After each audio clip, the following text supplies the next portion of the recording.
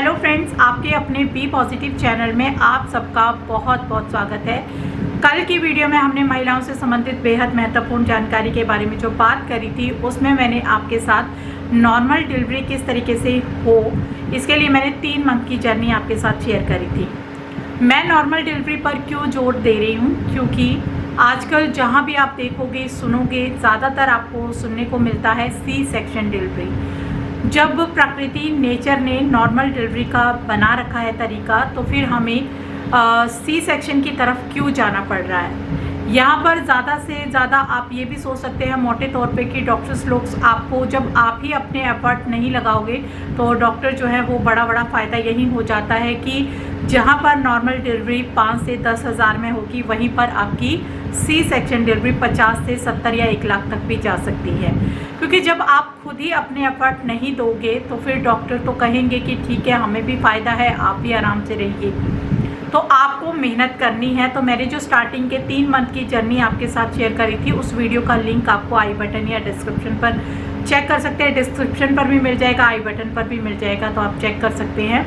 3 month में आपको, starting के 3 मंथ में आपको अपनी जर्नी कैसे रखनी है, प्रेगनेंसी जर्नी, जिससे कि आपका नॉर्मल बेबी हो, नॉर्मल डिलीवरी से हो।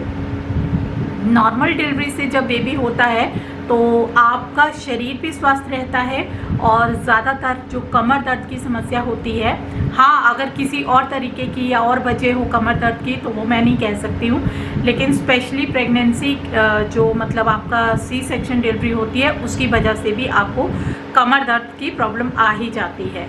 तो आपको कोशिश यही करनी होती है। मैं ये नहीं कह रही कि आप जोर ज़बरदस्ती अपने शरीर के साथ करिए, नहीं, ये एक स्वस्थ महिला के लिए ही है ये वीडियो, कि जो बिल्कुल स्वस्थ हो, प्रेगनेंसी उसकी बिल्कुल स्वस्थ हो। बाकी अगर कोई प्रॉब्लम है तो आप अपने डॉक्टर से ज़रूर सलाह करें। तो चलिए, जो 3 मंथ की जर्नी मैंने आपके साथ शेयर करी है, अब नेक्स्ट 3 मंथ की मैं शेयर करने वाली हूँ, यानी कि चौथे, 5वें और 6ठे महीने में आपको क्या क्या चीज़ों का ध्यान रखना चाहिए और क्या क्या आप नहीं करें। तो चलिए, सबसे पहले है कि जैसा मैंने आपको 3 मंथ में पहले बताया था, स्टार्टिंग के 3 मंथ में, कि आपको भारी चीज़ें नहीं उठानी है। तो ये जो भारी चीज़ें हैं, आप 4th मंथ और 5th और 6th से आप उठाएं ना भारी चीज़ें, लेकिन ये है कि आप थोड़ा बहुत भार उठा सकते हैं, जैसे कि 2 किलो 3 किलो के आसपास उठा सकते हैं। क्योंकि जो स्टार्टिंग की स्टेज होती है काफ़ी कॉम्प्लिकेटेड होती है, लेकिन जब 4th, 5th और 6th मंथ चलता है वो फिर उतने कॉम्प्लिकेटेड नहीं होते हैं, क्योंकि बच्चा जब ठहर जाता है तो फिर इतने चांसेस नहीं होते हैं बच्चे के गिरने के। तो आप हल्का फुल्का वेट उठा सकते हैं। और अगर आपको सफ़र करना हो, बहुत ज़रूरी हो, तो आप सफ़र भी कर सकते हैं। और लेकिन सफ़र के दौरान आपको ये ध्यान रखना है कि सफ़र ज़्यादा लंबा नहीं होना चाहिए, यानी कि आपका सफ़र कम से कम 4 या 5 घंटे का हो तो आप आराम से कर सकते हैं। उससे ज़्यादा का सफ़र हो तो आप ज़्यादा से ज़्यादा कोशिश करें कि जिसमें स्लीपिंग सीट्स हों, यानी आप आराम से सो कर के सफ़र कर सकें। इस तरीके से आप अपना बंदोबस्त करें। बाकी नॉर्मल आप कुकिंग करते रहें आराम से। हाँ, जब आप तड़का लगाते हैं स्टार्टिंग के 3 महीने में ज़्यादा आपको स्मेल आती है, उसके बाद वो स्मेल थोड़ी थोड़ी कम होने लगती है। सहन शक्ति होना बहुत ज़रूरी है, तो आपको थोड़ी थोड़ी चीज़ों को बर्दाश्त करना भी ज़रूरी है। अगर आपको तड़का लगाते टाइम महक आ रही है तो आप मास्क पहन के तड़का लगा सकते हैं। एग्जॉस्ट फैन को चला दीजिए, या फिर आपने चिमनी लगा रखी है उसको ऑन कर दीजिए, तभी तड़का लगाएं तो एकदम स्मेल भाग जाती है। पहले के टाइम पे तो बहुत मुश्किल हुआ करता था।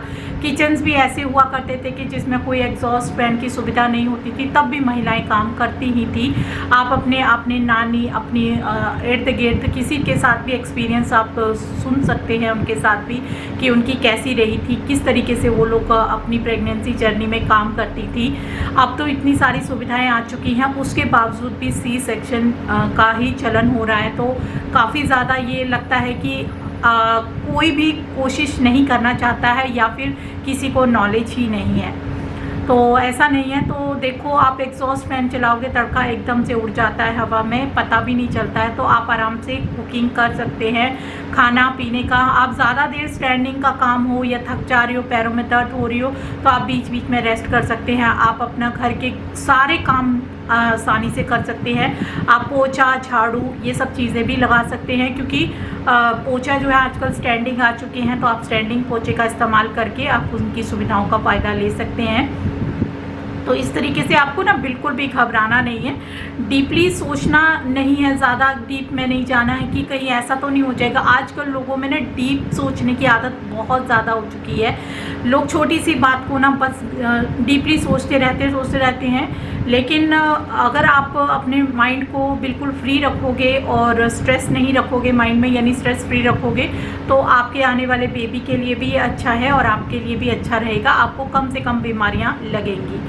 और बाकी आप जितना वॉकिंग करोगे, आप इवनिंग वॉकिंग शुरू कर दें। आप स्टार्टिंग के दिनों में भी अगर आप वॉकिंग करते हैं, आपको आदत है कि आप शाम को खाना खाने के बाद आधा घंटा वॉकिंग करते हैं, वो तो आप कंटिन्यू रखें, वो तो आपको बिल्कुल भी अवॉइड नहीं करना। अगर आप वॉकिंग करने का अगर आपके अंदर है कि आप वॉकिंग करते हो या आपका शेड्यूल है, तो ये एक बहुत ही अच्छी बात है। इससे आपकी बॉडी की फ्लेक्सिबिलिटी बनी रहती है और आपके नॉर्मल बेबी होने के चांसेस बढ़ जाते हैं।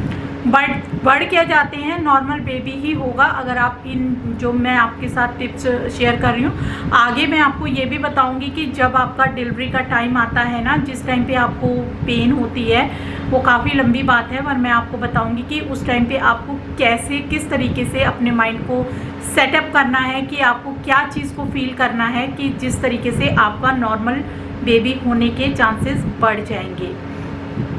तो ठीक है, बाकी आपको कुकिंग वगैरह भी करनी है। आप ऑफिस जाते हैं, ऑफिस का काम कर रहे हैं, पूरा टाइम 9-8 घंटे आप बैठ रहे हैं, तो आपको मैंने शायद पहले वाली वीडियो में मतलब बताया है कि आप किस तरीके से मूव करना, बीच बीच में चलना, वॉकिंग करना। ज़्यादा कंटिन्यू बैठे नहीं रहना। ज़्यादा कंटिन्यू बैठे रहोगे तो बच्चे का जो सिर है ना, वो भारी होने लगता है। और बच्चे का सिर, क्योंकि वेट जो है, बच्चा उल्टा होता है ना, तो वेट उसका सर पे नीचे होता है, और ज़्यादा बैठे रहोगे तो उसका सिर बड़ा होने लगता है। तो इसीलिए आपको हर थोड़ी देर में, यानी कि हर 1-1.5 घंटे में, 2 घंटे में ना ज़रूर अपना वॉकिंग रखना ही रखना है। चाहे आप वॉशरूम जाने के बहाने उसमें आप वॉकिंग करें, वॉशरूम में ही कर सकते हैं। तो इस तरीके से ना आप अपनी दिनचर्या को बिता सकते हैं। और पॉजिटिव बुक्स पढ़नी है, वो तो आपको ऐसा नहीं कि वो स्टार्टिंग के 3 महीने ही पढ़नी है, वो आपको कंटिन्यू पढ़नी है। मतलब कि आप लगातार पढ़ते ही रहिए जब तक 9th मंथ जर्नी है। वैसे तो आपको अपने लाइफ के शेड्यूल में लाना ही चाहिए कि बुक्स पढ़ना बहुत अच्छी बात होती है, जो कि आपके भगवान से रिलेटेड कुछ पॉजिटिव स्टोरीज़ हो गई, कुछ इस तरीके की, जिनसे आपके अंदर हैप्पी हार्मोन्स बने। लेकिन रहनी चीज़ें पॉजिटिव ही चाहिए। ऐसा नहीं कि हैप्पी हार्मोन्स के लिए आप कुछ नेगेटिव चीज़ों का इस्तेमाल करना शुरू कर दें कि हाँ मुझे उससे बहुत खुशी मिल रही है, उससे बहुत, ऐसा नहीं। अपने माइंड को ना आपको बिल्कुल शांत रखना है। ऐसे रखोगे ना तो आपके बच्चे बहुत ज़्यादा शांत माइंड के होंगे।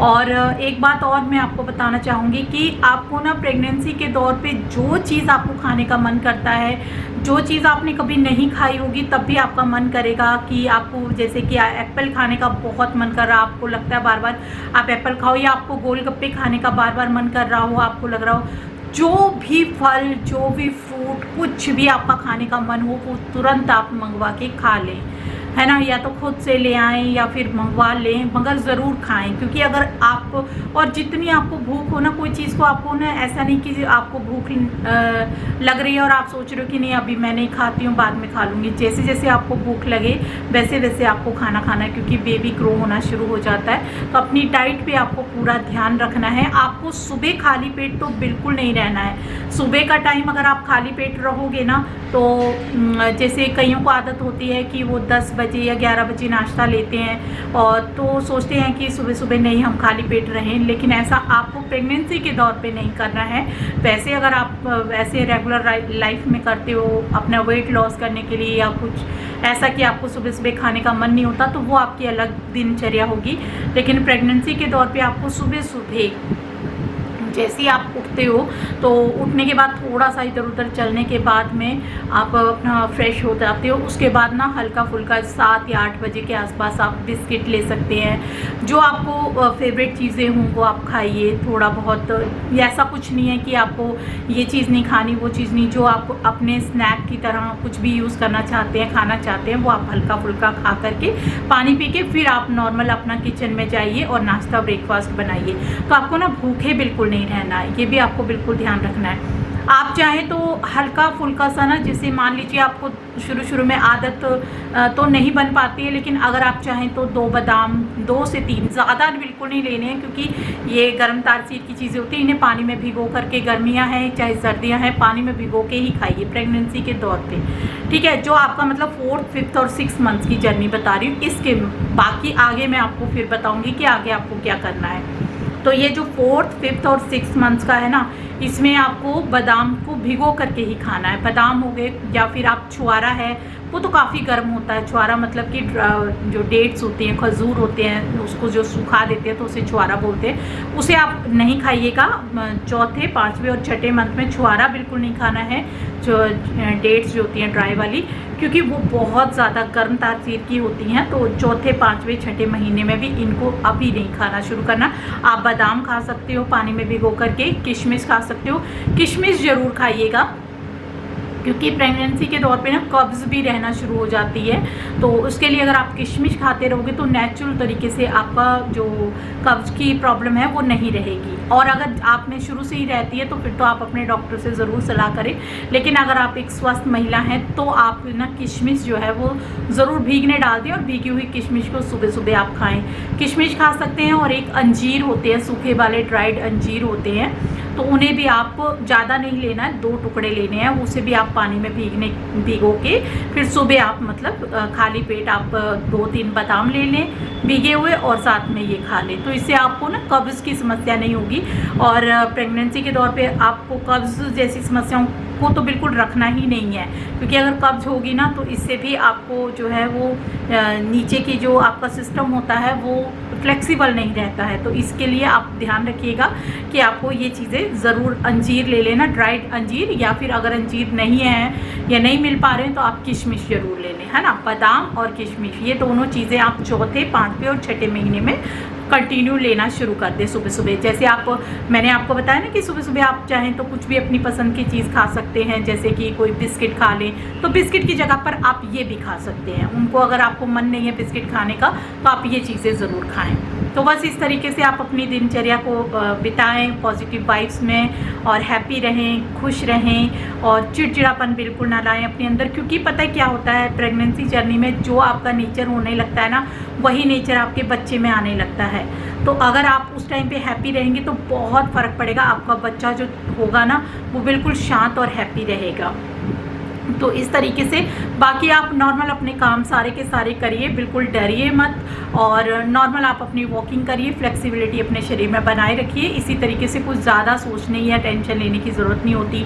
कई महिलाएं मैंने देखी हैं बस रेगुलर बेड पे पड़ी रहती हैं, उन्हें कोई मतलब नहीं, कोई गेस्ट आ रहा है किसी से बात नहीं करती हैं, और मुंह को एकदम सैड सा बनाए रखती हैं कि पता नहीं जैसे क्या बात हो रही है। तो ऐसा नहीं है, आपको अपना आचार व्यवहार सब कुछ हैप्पीली रखना है। हाँ, अगर आपके शरीर में ऐसा कुछ नहीं हो पा रहा है, या आपको लग रहा है कि आपके अंदर कुछ वीकनेस है, तो आप थोड़ा सा एनर्जी वाली चीज़ें खाइए। जैसे कि मैंने आपको पहले वाली वीडियो में भी बताया, अपने डॉक्टर से कैल्शियम और आयरन की जो दवाइयाँ वो आपको रेगुलर देंगे ही देंगे, तो वो आपको कंटिन्यू खानी है। तो उससे आपका बॉडी का स्टेमिना भी बना रहेगा। आपको कपड़े भी वॉश करने हैं, नॉर्मल अपनी लाइफ को जीना है। ऐसा नहीं सोचना है कि मैं कुछ नहीं करूँगी, मैं कुछ करूँगी तो प्रॉब्लम क्रिएट हो जाएगी, ऐसा बिल्कुल नहीं सोचना है। हील आप अवॉइड करिएगा, हील मत पहनिएगा, क्योंकि हील पहनने का एक रीज़न ये भी है कि आपके पाँव में सूजन जो आ जाती है वो तो है ही है। दूसरा है कि एकदम से हील पहने अगर आपका पैर बेंड हो जाए तो उससे आप गिर सकते हो और आपका नुकसान हो सकता है ना। तो इसीलिए आप हील वगैरह ना पहने, कपड़े अपने ढीले ढाले आराम से, जो इसमें आपको सुकून मिले, आराम मिले, उस तरीके की आप ड्रेसेस पहने, और अच्छे से तैयार होके रहें। ये नहीं कि आप बस पूरा दिन मैक्सी में ही बैठे रहें और लगे कि हाँ भाई मैं तो कुछ नहीं कर पा रही हूँ, हिलने, ऐसा नहीं, बिल्कुल सैडनेस नहीं लाएं अपने चेहरे पे, हमेशा हैप्पीनेस लाएं और अपने आप को अच्छा सा मेंटेन करके रखें। ये बहुत बहुत ज़रूरी है। इससे आपके जो ऑरा है ना वो जो है आपका स्ट्रॉन्ग रहेगा। जब आपका ऑरा स्ट्रॉन्ग रहेगा तो जो नेगेटिविटी है वो आपके दिमाग में आ ही नहीं पाएगी।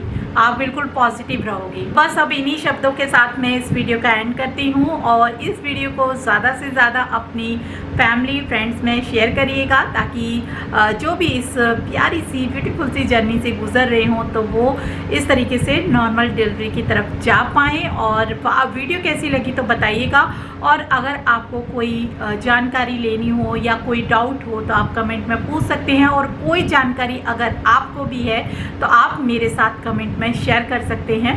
तो मिलते हैं फिर नेक्स्ट नई वीडियो के साथ, तब तक के लिए बाय बाय।